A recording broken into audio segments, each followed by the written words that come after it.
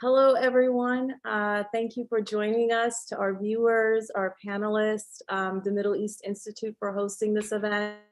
I am Dr. Shireen Saidi. I'm an assistant professor of political science and the director of the King Fahd Center for Middle East Studies at the University of Arkansas. I am absolutely delighted and honored to be on a panel with distinguished scholars and activists and thinkers who are going to talk about the surveys of the Arab Barometer. The Arab Barometer has been tracking the views of ordinary citizens across the Middle East and North Africa since 2006, and it's the longest standing survey available publicly as well. The data was collected between October 2021 and July 2022 and is based on face-to-face interviews with thousands of citizens across 10 countries polled. So this is such valuable information, and we're going to have our panelists present the findings, and then we're going to discuss it collectively and open the floor for questions from others. So without holding you up any further, I will introduce our distinguished panel. I'm presenting everyone alphabetically. Our first panelist is Nermeen Alam. She is an assistant professor of political science at Rutgers and the author of the groundbreaking book, Women in the Egyptian Revolution, Engagement and Activism During the 2011 Arab Uprisings, published by Cambridge University Press. We have Heba Ghanam, and I'm sorry if I mispronounce anyone's name. Heba is a PhD candidate and adjunct faculty member at American University. As a Fulbright Fellow, she received a master's degree in public anthropology from the same university. She also has a BA in political science from Cairo University. Dr. Marie-Claire Roach is the Director of Technology at the Arab Barometer. Marie-Claire received her PhD from the University of Rochester in April 2020, where she specialized in comparative politics, political methodology, and formal theory. Her dissertation primarily focused on the legislative politics in Morocco. And we also have Mariam Safir. She is the director of the Arab Institute for Women at the Lebanese American University. Thank you all for being here. I turn the floor to Marie-Claire to present some of the findings of the survey and tell us a bit more about it. Thank you. Thank you so much, Shireen. I really appreciate that introduction. I'm very excited to share the results from our latest wave, our 7th wave, about specifically the attitudes towards gender in MENA. I apologize to everyone if I'm a bit hard to hear. I'm in the middle of a cold, so if anything needs repeating, please feel free to just put it in the chat and I'll pause and I'll do my best to make sure I can be understood. So Shireen gave a great summary of the Arab Barometer and our work. We are the longest standing and largest repository of publicly available data on ordinary citizens' views in MENA. So we have been tracking the views of citizens across MENA since 2006, and this has really allowed us to get some great insights about changing attitudes and beliefs over time. So our main 3 goals of the Arab Barometer are to accurately track the attitudes and behaviors of ordinary citizens across MENA, to build capacity to conduct research within the countries that we study, and to disseminate knowledge about the views of ordinary citizens to help inform civil society, government, and international organizations. So far, we have, since 2006, when we began, we've collected over 125,000 personal interviews. This is a result of 87 nationally representative surveys. Of this, we have just completed our 7th wave, and that brings us up to 15 countries across these 7 waves. And just this past year, we were able to visit 12 different countries All of this data is open source. It's publicly available for your own analysis. We also have some analysis tools on our website at arabbarometer.org. This wave in particular, as I said, represents 12 different countries. We interview citizens over the age of 18 or 18 and older. So in these 12 countries, we gathered over 26,000 personal interviews. All these interviews were conducted face-to-face at the respondent's home of residence. We do have a complex survey design that's stratified by both government and urbanity, more urban, more rural, is fielded from October to just this past July. And the response rate varies pretty widely across countries from 17% to 74%. And in each country, these surveys are conducted with local partners. So the key findings that I'm going to be presenting today, specifically on gender, is that we do find with our historical observations that views of gender are trending towards equality. A big change that we've seen is that far fewer citizens and men believe that men are better at politics than women than when we first started our survey in 2006. We have also looked at barriers to women's entry to the workforce. MENA has one of the lowest women's labor force participations in the globe. So we're looking at what barriers women face when they do attempt to enter the workforce. And interestingly, women are much more likely to cite structural barriers, whereas men tend to think cultural barriers are much more important. Co-ed workspaces are not really seen as a barrier to entry, which may be surprising.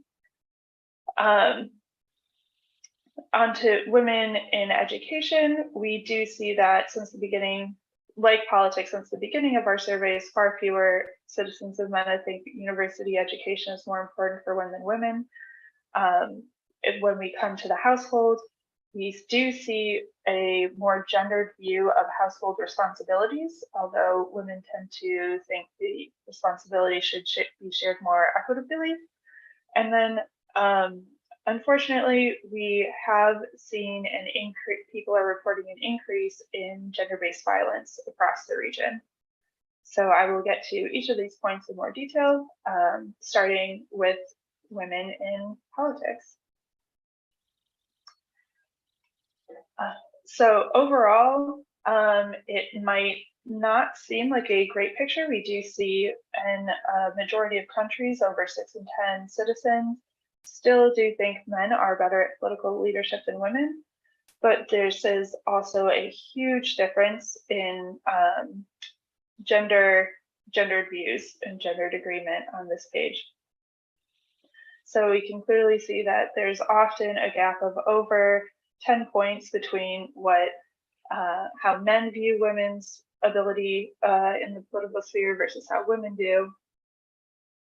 But when we contextualize these views today with the views in the past, we do see that these views are changing over time. So while it may look striking that, we see most countries have a majority of people agreeing with this statement, this is much different from the past 10, 15 years since we've begun this survey, particularly in Egypt, which was among the countries with a higher level of agreement. This has dropped almost 30 points since we first surveyed.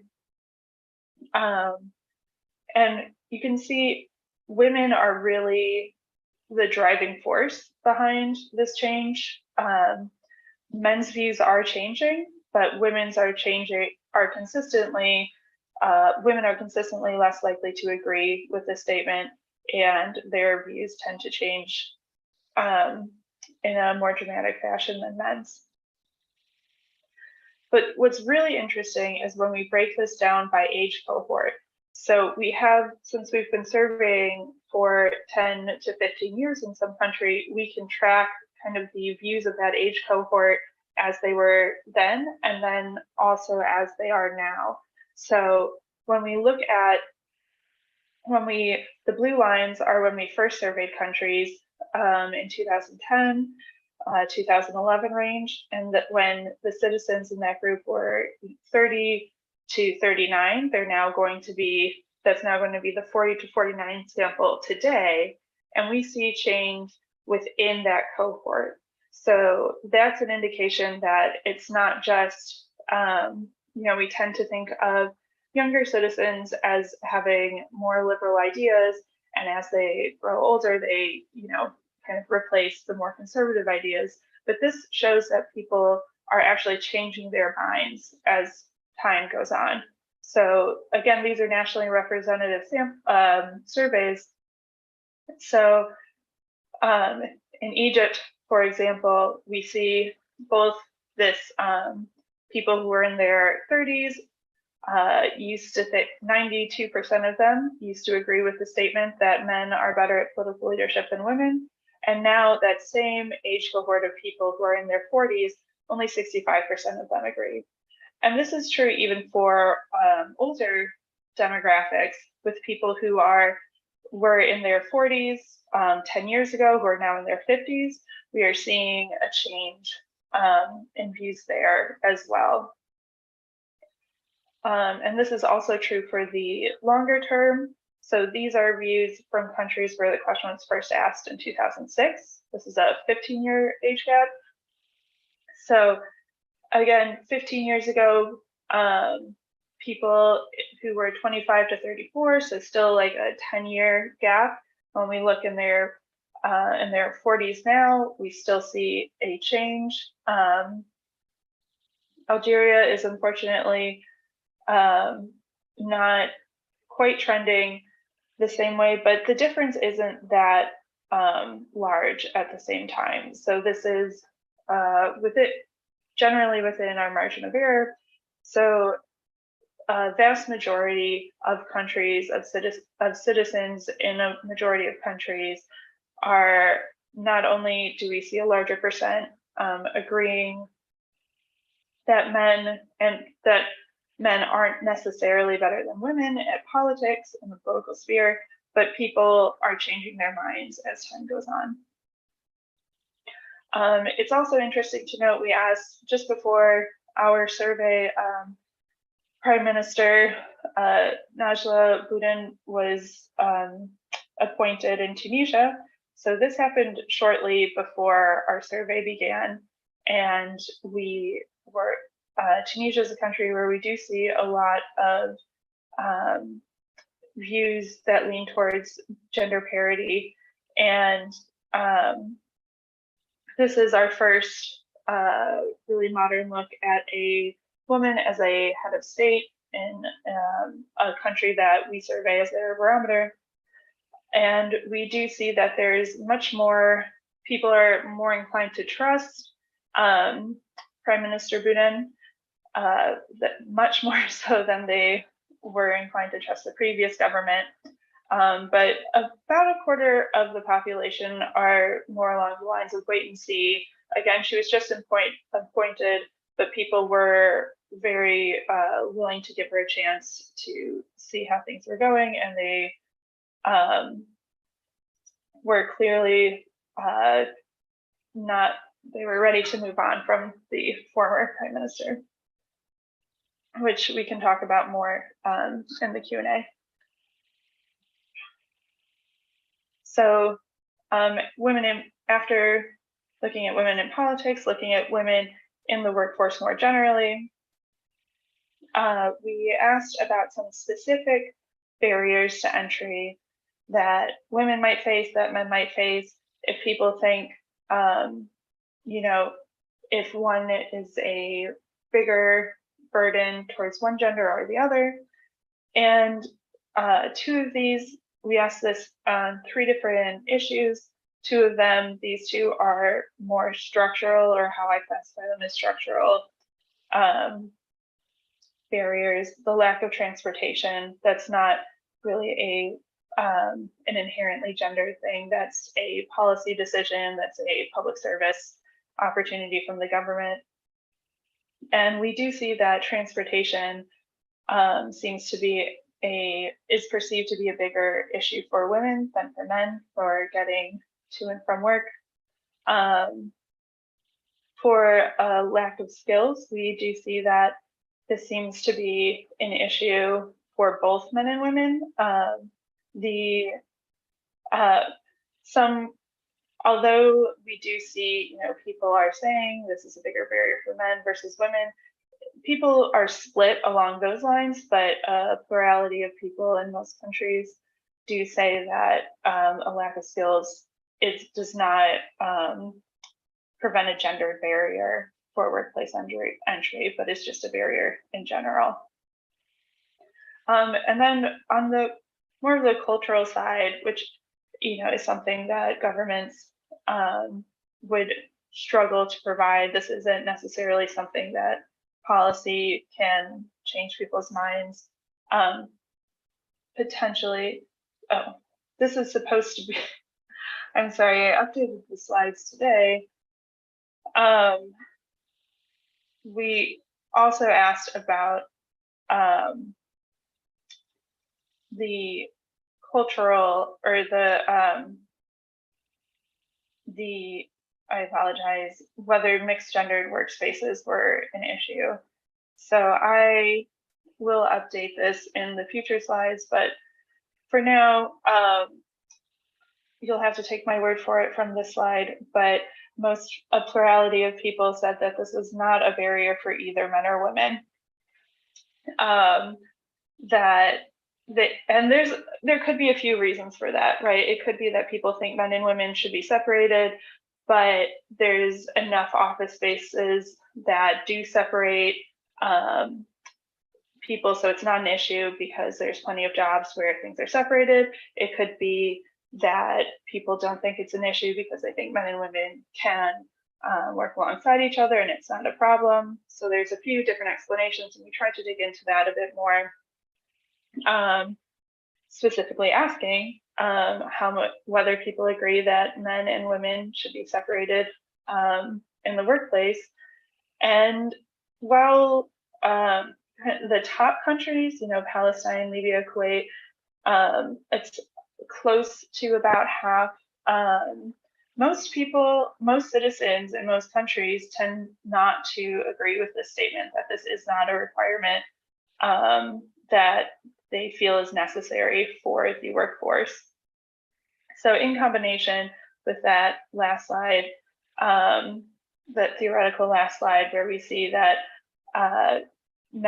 people do not think it is a barrier to entry for the mixed gendered workspaces are not a barrier to entry. And then we also see that most people tend not to agree that men and women have to be separated at work.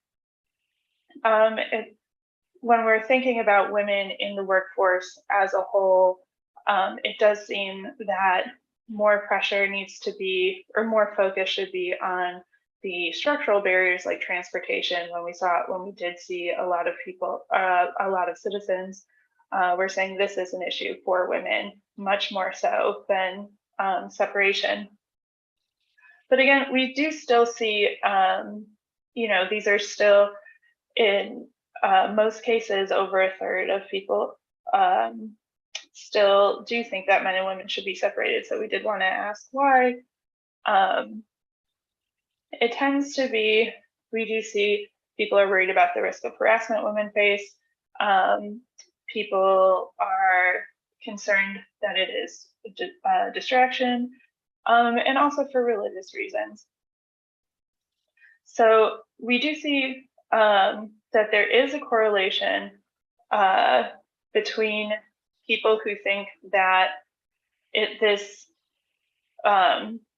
men and women should be separated, and that this will pose a barrier to entry for men, which is interesting. So more people who say of the people who do agree that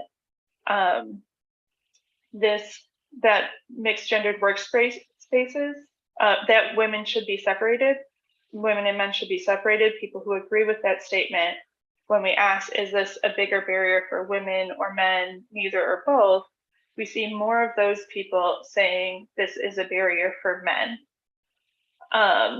So that is a bit tricky with seeing why people think they should be separated, but having distractions kind of come in the top three.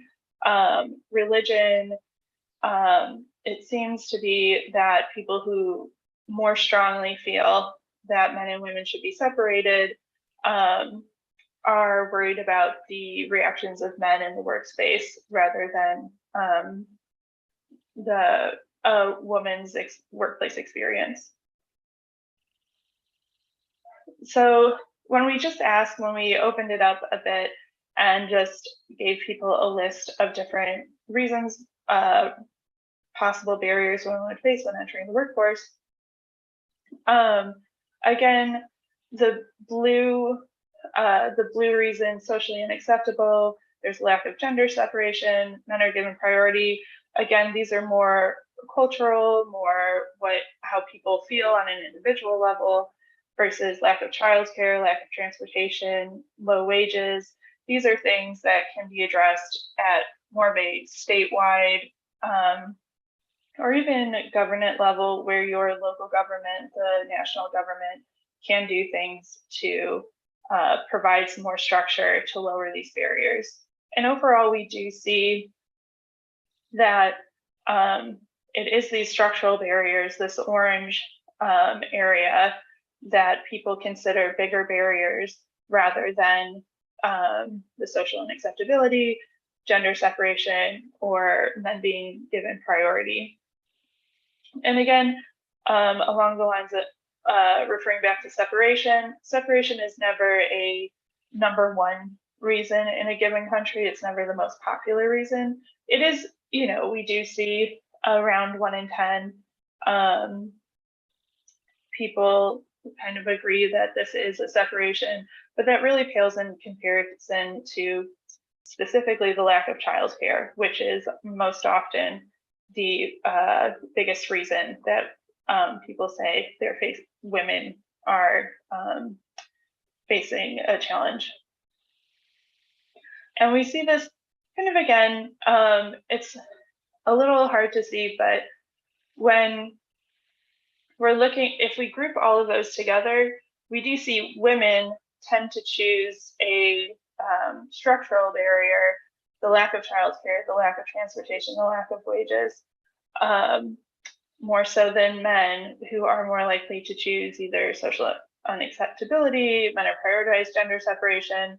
And this really matters when it comes down to encouraging women to enter the workforce. Men are still in positions of power. They're still in, there's far more men making decisions about how to equalize the workforce participation than there are women. And when we see this difference in opinion on what the barriers actually are, it could be a sign that these barriers aren't getting adequately addressed. So it does seem like there needs to be more conversation across genders for how to encourage women into the workforce. So women in education, the view of university education specifically, the views here are similar to the ones we see in views of women in politics, where men are much more likely to agree that university education is more important for them than women. But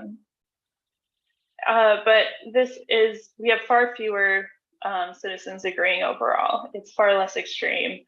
Again, the highest level of agreement in Mauritania is only just about a third of citizens agreeing with the statement. It would be great if it was less, but excuse me. We are seeing changes as well here. And again, when these questions were first asked in 2006, 2010, depending on the country, we are generally seeing views change. again, we see pretty big changes in 10 years, 10 points. University education, people are much more on board with parity. Again, Algeria is bucking the trend, which can be, again, discussed more in Q&A. So this wave, we also asked about the roles and responsibilities of people at home. So the overall agreement with men should have the final say in all decisions concerning the family. Again, in about half the countries, we see 6 in 10 citizens agreeing with this. But again, that's mostly driven by men rather than women. We do see about around half in the 50 to 60% of women agreeing with this in about a third of the countries. But this is still, in every country, it's a significant difference from men. So I do think when we see these big gaps, it says something about the discussions men and women are having with each other about roles and responsibilities at home and the country at large. This is also a question that we have been asking over time. And in some countries, we see some big changes. Egypt, Lebanon, Tunisia. So Lebanon and Tunisia have pretty consistently, in every question that kind of asks if a gender should be prioritized over another, they've been on they tend to be on the side of more parity. And Egypt, even though we've seen it's still a majority of citizens agreeing that men should receive priority regardless of the question, when we do look at it over time, views have been changing. The same can't be said everywhere. However, in Jordan, in Libya, in Iraq, views have been relatively steady. This is especially interesting in Libya with the ongoing, we were surveying around the time, we were surveying just after the elections, but it was really interesting to watch to see how women would participate. And we still see a very, elections are a great place for change, but we don't really see that in the overall opinion. Again, when we look at this by gender, it's pretty expected where women consistently are disagreeing more. Their views are changing more dramatically. Generally, in Libya, neither of these are really a significant change. It's been pretty steady. But this is just from 2018 to now. So you kind of get a sense. It's hard to speak about MENA, as a singular place. Each country is facing their own challenges. Each country is having their own experience with gender identity. So these trends exhibit that pretty well. So this is, we asked some questions about roles and responsibilities in the house. So specifically, who should help children study? Who should be responsible for household financial budgeting? And we do, so the dark blue is the percent of the population who thinks things should be shared equally. The light blue is for the female head of household. So we do see for helping children study, people seem to be split between the female head of household and sharing it equally. For budgeting, citizens are split between the male head of household and responsibilities being equal. And when we break this down by gender, we do see less so for the who should help children study. This is the people who think it should be the female head of household, and we see men tend to come out above, but they also are tied with women. But when we look at the people who say the male head of household should be responsible for budgeting, men are much more likely to agree, or much more likely to say the male head of household should be responsible than the woman. And when it comes to looking at people who say it should be equally responsible, women are much more likely to cite that it should be a responsibility equally shared by both the female and male head of household. So men tend to have a stronger view of a stronger gendered view of household responsibilities, whereas women do tend to think in terms of gender parity. So finally, we do ask about gender-based violence in the region. During the past year, and I'm sure all of us are aware this past year was a pandemic, we do see a plurality of people in each country tend to say that it increased. This isn't true in every country, but in a majority of countries. The view that it decreased is sometimes it depends on the country.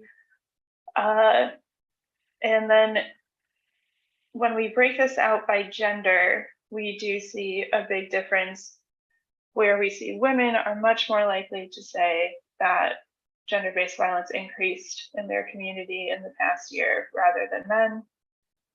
Men are much more likely to say it decreased.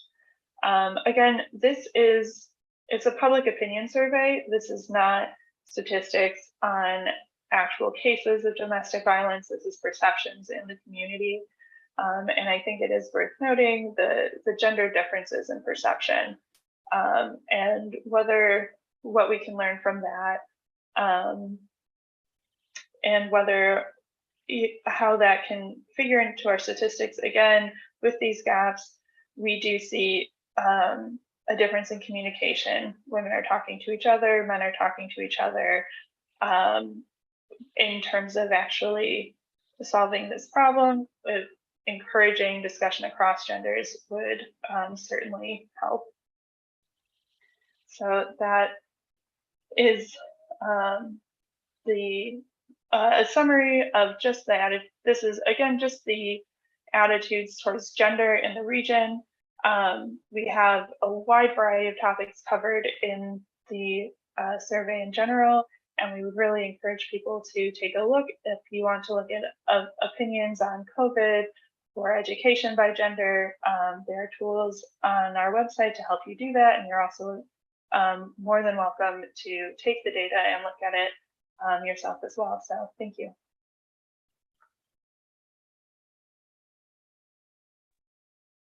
Thank you so much, Mary Claire. There are a few questions in the chat. I'm really going to try to get to them. And I also have noted that someone has their hand up in the audience. I will try to get to you. I have two questions for our panelists, and we can I'm going to pose the questions, and whoever wishes to go first is more than welcome to. The first question is, to what extent do you feel women's citizenship rights will shape the future of the Middle East? And so I'm thinking especially in light of what's happening in Iran as well. The second question is, despite the recent gains made by women in the political sphere across North Africa and the Middle East, why do you think the gender attitudes in society continue to lag behind? So those are the two questions, and anyone who wishes to go. I can take a stab at the first question. Well, thank you so much, Shireen, for the very, very kind introduction. And thank you for the Arab Barometer and the Middle East Initiative for inviting me to join this outstanding panel. And thank you, Mary Claire, for a great presentation and just for doing such an important, an incredibly important work. And congratulations on the report. Really, really fantastic work. So we've paid our dues, and now onto the question. One of the most telling aspects of the report is that does speak to Shireen's important question, is really how the report ties into the work that women's movements are doing on the ground, and to the scholarly work on women's citizenship rights. And the report, it really helps us further tests or confirms our hypotheses, our findings, and our recommendations. The indicators survey women, that surveys women's political participation, the labor participation, the health, the education, and gender-based violence. They really drew our attention to areas where women's citizenship rights, or to some areas where women's citizenship rights have been expanding in the region, especially when you look at the upward trend in terms of political gains, in terms of access to workforce, as well as health and education rights. The findings also, they highlight areas where women continue to contest the state, to secure, to expand, and to protect their rights in the public and in the private sphere. And in that vein, results on the gender-based violence indicator are so telling, where the numbers and the trends, they continue to be appalling across the region. With, again, as Mary Claire mentioned, 69% of women in Tunisia, 60% in Jordan, I think it was 57% in Iraq, reporting that violence against women has been increasing in the past year. And all these findings, unfortunately, they're not completely new.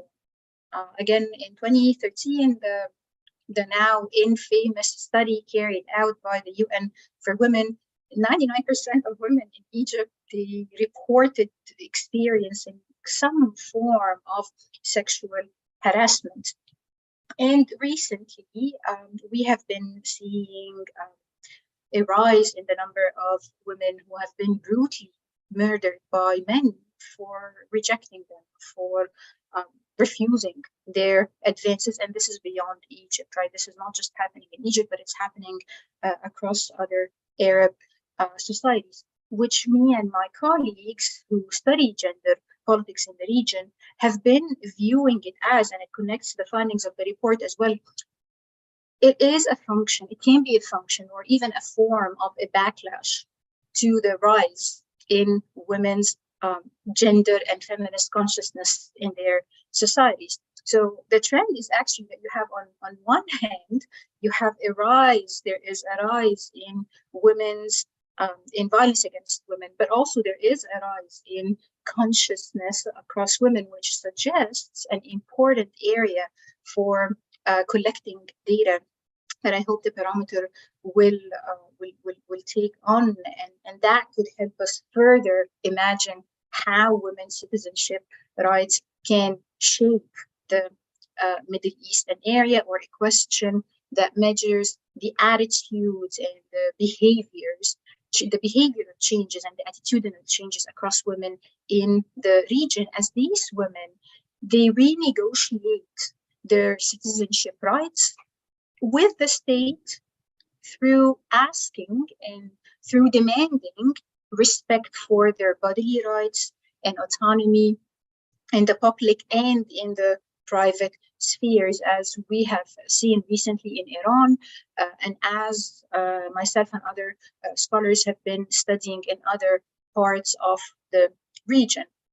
The point that I'm making, I'll conclude with this, is that women's contestations, whether in public or in the private sphere, the change in the attitudinal and the behavioral changes among women, as the report shows us, women's push for expanding their citizenship rights and the different forms it takes under constricted regimes, these changes, they force the state to renegotiate its social contract with women, and consequently, it forces the state to renegotiate its governance and social contract with its citizens.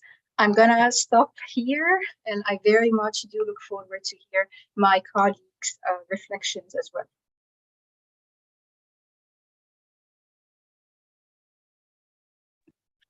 Okay, I can follow Nermeen.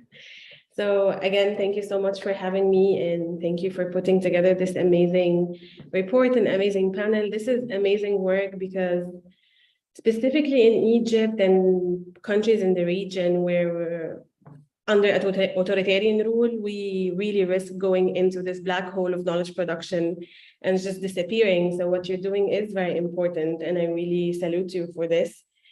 And I have to say, saying something positive about gender attitudes in the region is a bold move.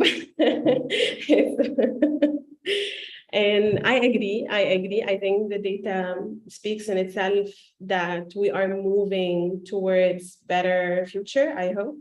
But we cannot deny that the present is really bad. Like, as Nermeen mentioned, we had 3 femicides in the last 2 to 3 months in Egypt specifically, and I think there was a case in Jordan as well. But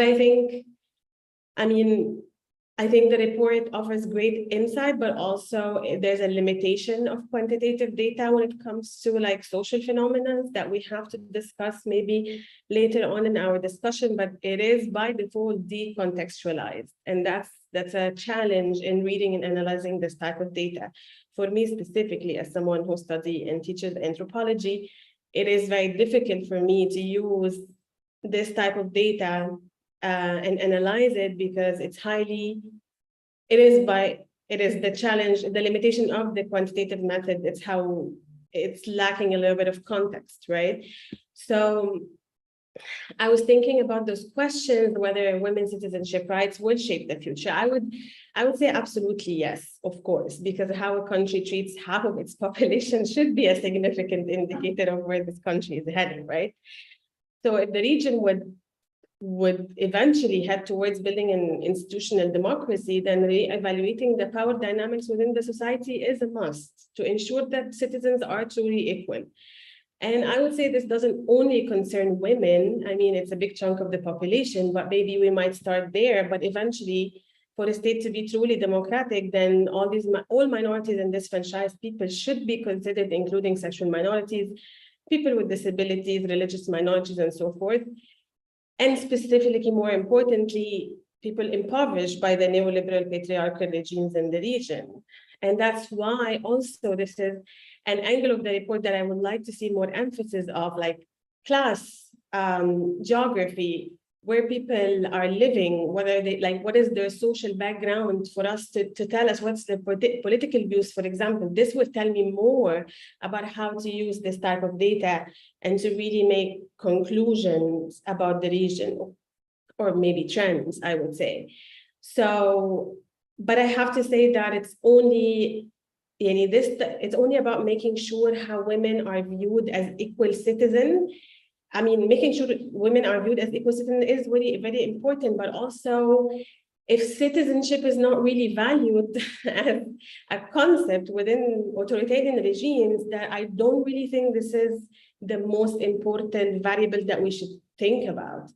And I mean, if political activists are being kidnapped and tortured and imprisoned, then I don't really think we can say, oh, if women have equal citizenship rights, then this will be great, because no one really has. I mean, in a lot of countries, I'm talking specifically, for example, about Egypt, a lot of people don't really have legal rights or citizenship rights. So I think we cannot be apolitical about this. It has to be grounded in the political context of where we're talking or where this data is coming from.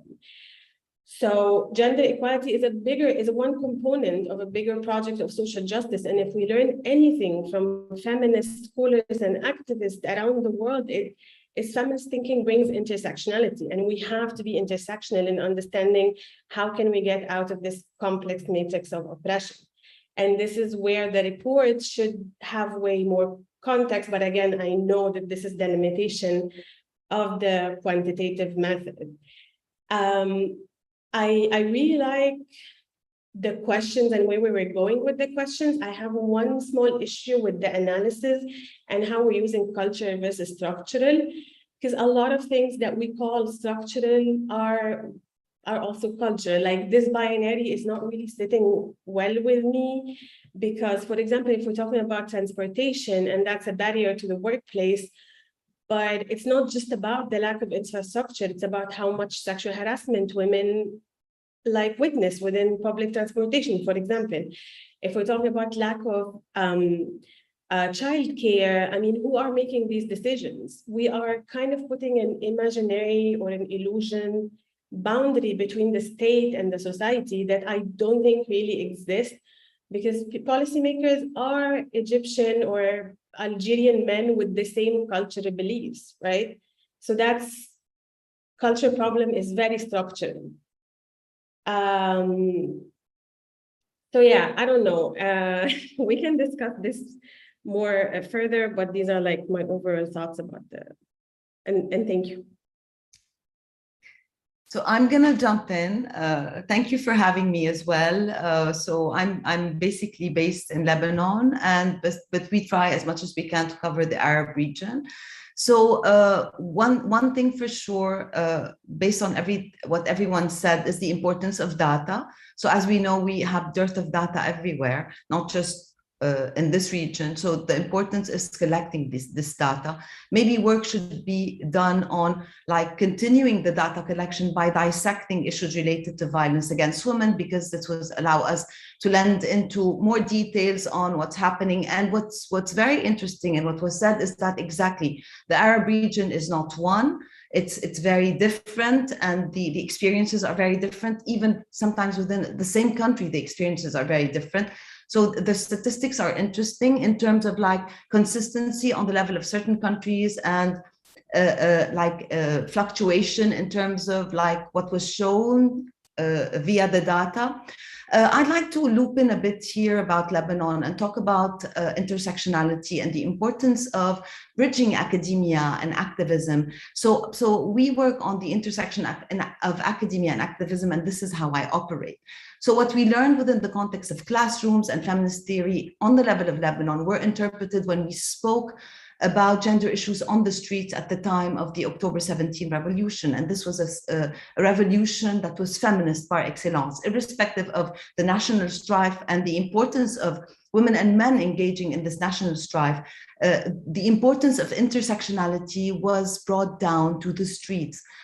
Platforms were no longer elitist. These discussions about everything related to gender-based violence, the other marginalized groups, the importance of including women in all their including women and men and the LGBTIQ community and people with disabilities, and talking about women who live in Lebanon but are not necessarily Lebanese, talking about the kafala system, etc. So I agree, there's no binary in terms of the structural and the cultural and all that. They're very interrelated. But what's important also to keep in mind is that the fact that these statistics are there and the fact that women are occupying seats in positions of power does not necessarily mean that these women will advance the feminist agenda or women's rights in specific. And this is very important to keep in mind.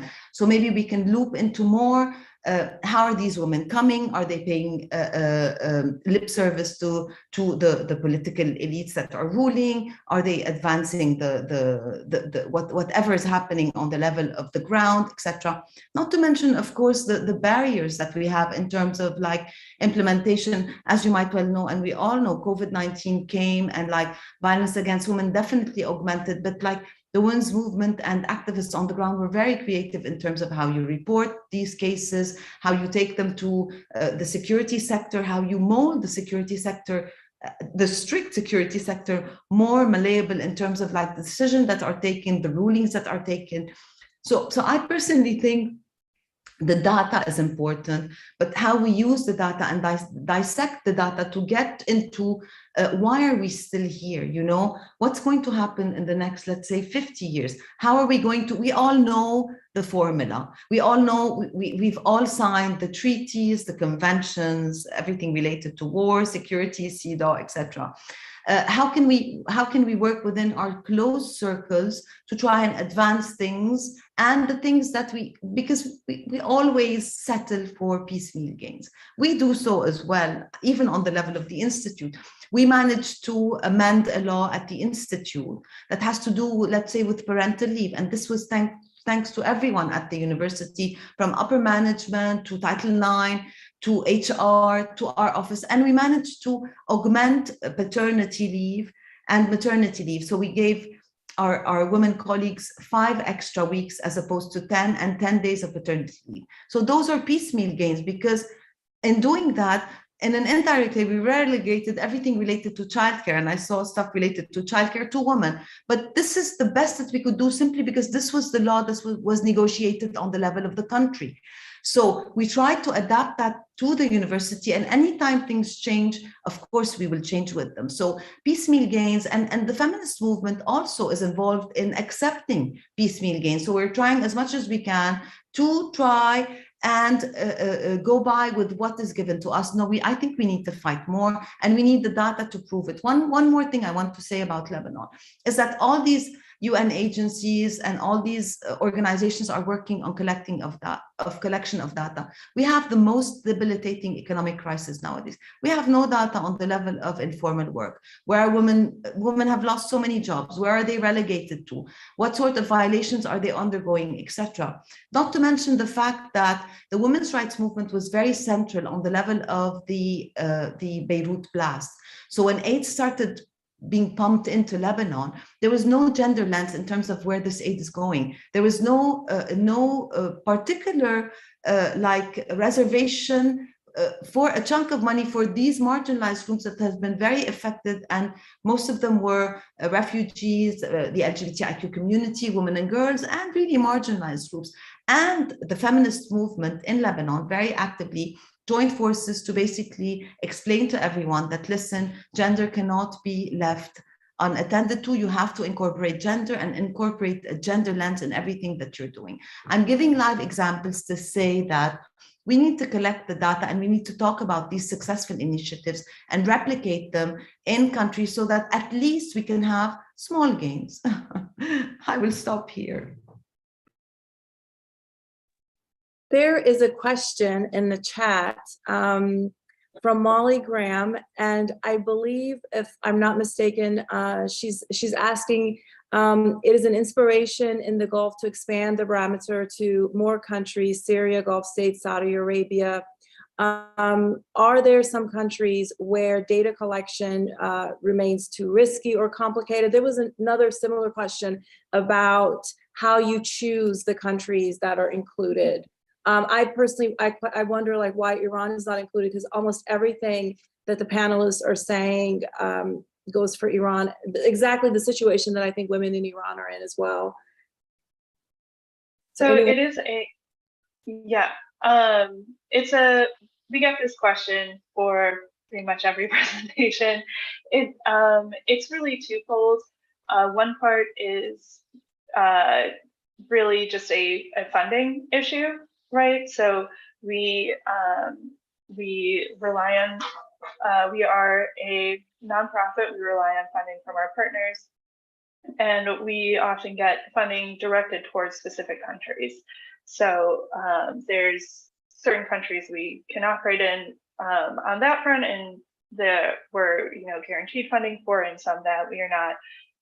The other front is we are working with partners in the region. So we do have locals doing the interviews. We're not flying over there ourselves. We're partnering with survey groups. And we really want to make sure we have the best quality data we can. And we often need permission from local governments in order to do our work. And sometimes the restrictions that we face when we're negotiating terms are just too great, and we're not able to confidently collect data that we think is accurately representing the views of citizens on the ground. So those are our two kind of the two limitations that we face when trying to survey the region. I would like to more broadly address some points that came up. Miriam, I really agree with what you're saying with the local level and the data, and that's why I do think the Arab Barometer data is really important, because again, we are asking just ordinary citizens across the region what their opinions are, and we do try to get this representative sample, and we see the opinions of women come out, and we can ask them what are the barriers. We're working towards incorporating more, open-ended questions where people can just tell us what they think. It's important. One reason we ask the questions we do is so we can look at things over a historical period of time and see how people react to the same question across years. And I did want to say we do have data on income. We do have data on where people are geographically.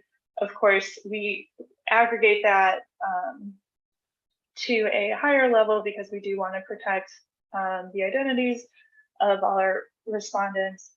But there are ways to look at those things. We do break things down by level of education, income.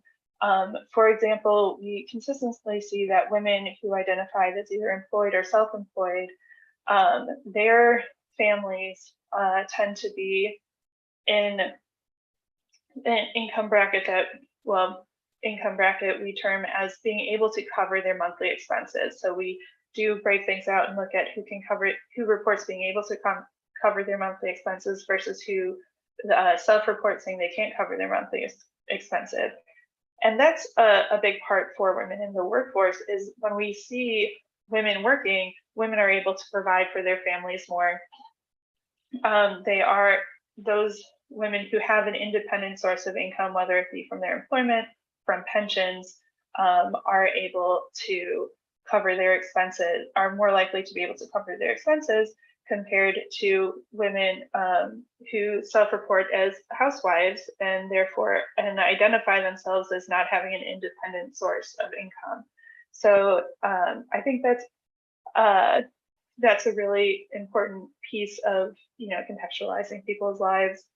And this presentation again just focuses on specifically questions we asked about gender relations. You can look at all the questions. I know I struggled when writing this report. I told my boss that everything's a gender issue. There's,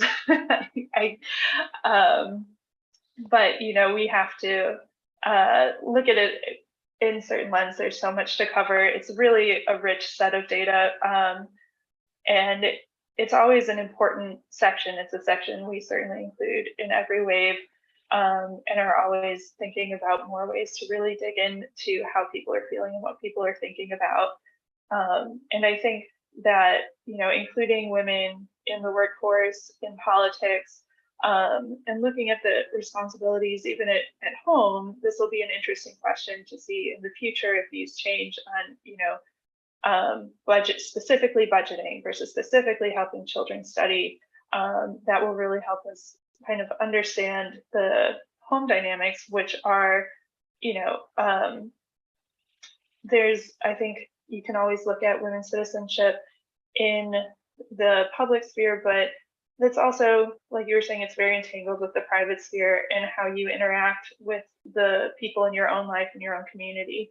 So I do think the data that we provide really go a long way towards helping us kind of get a sense of the overall opinion to really more broadly contextualize individual reports by seeing like what women and men on a national level and even at a government level are feeling versus the individuals who are existing within that community.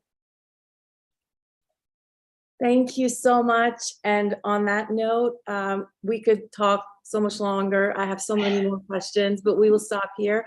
I would like to thank our distinguished panel for joining us, the Middle East Institute, and everyone that stayed with us throughout the program and watched. And I'm so sorry that I didn't get to some of the questions. I apologize. I did want to say really quickly, I noticed someone asked in the comments, this report is available on our website at arabbarometer.org, the full report, not just the slides, and we will be providing the slides from this presentation as well. Thank you. Thank you, everyone. Thank you very much, everybody. Thank you so much. Thank you, everyone. Thank you. Thank you, everyone. Bye.